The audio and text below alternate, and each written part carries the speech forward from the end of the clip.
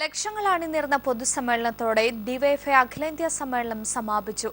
രാജ്യത്തെ ജനാധിപത്യത്തെ ദുർബലപ്പെടുത്താനുള്ള ശ്രമങ്ങളാണ് മോഡി സർക്കാരിന്റേതെന്ന് സിപിഎം ജനറൽ സെക്രട്ടറി സീതാറാം യെച്ചൂരി പറഞ്ഞു. പ്രധാനമന്ത്രി നരേന്ദ്രമോദി ഇപ്പോൾ സ്കാമിനെതിരാണെന്നാണ് പറയുന്നത്. മോഡി ഉദ്ദേശിക്കുന്ന സ്കാം ഷെഡ്യൂൾഡ് കാസ്റ്റുകൾക്കും മുസ്ലിങ്ങൾക്കും എതിരെയുള്ളതാണെന്നും സീതാറാം യെച്ചൂരി പറഞ്ഞു. The Prime Minister is saying that he is fighting the scam. The RSS BJP are fighting the scam. The scam that they are fighting today, that SCAM scam, does not stand for what the Prime Minister defined, but the SCAM stands for scheduled castes and minorities in our country. It is this government that is today completely against the scheduled castes and minorities, as we have seen through our own past experience.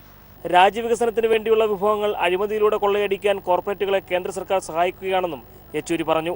മുഖ്യമന്ത്രി Pinarayi Vijayan, CPIM PB അംഗം MA baby, ഡിവൈഎഫ്ഐയുടെ പുതിയ ഭാരവാഹികളായ അഖിലേന്ത്യാ president Muhammad Riyas, അഖിലേന്ത്യാ secretary അവോയ് Mukherjee എന്നിവർ പൊതുസമ്മേളനത്തെ അഭിവാദ്യം ചെയ്തു.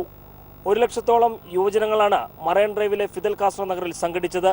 വെൺപതാകയുമായി അണിനിരന്ന ലക്ഷങ്ങൾ അറബിക്കടലിന്റെ തീരത്ത് അക്ഷരാർത്ഥത്തിൽ മനുഷ്യസാഗരം തീർക്കുകയായിരുന്നു. ജനാധിപത്യം സംരക്ഷിക്കുന്നതിനും വർഗീയതയ്ക്കെതിരെയുള്ള പോരാട്ടത്തിനും രാജ്യത്തിന്റെ നിരത്തുകളിൽ ഡിവൈഎഫ്ഐ പ്രവർത്തകർ ഉണ്ടാകുമെന്ന പ്രഖ്യാപനത്തോടെയാണ് അഖിലേന്ത്യാ സമ്മേളനം സമാപിച്ചത്. TP Prashanth, news bureau, Kochi.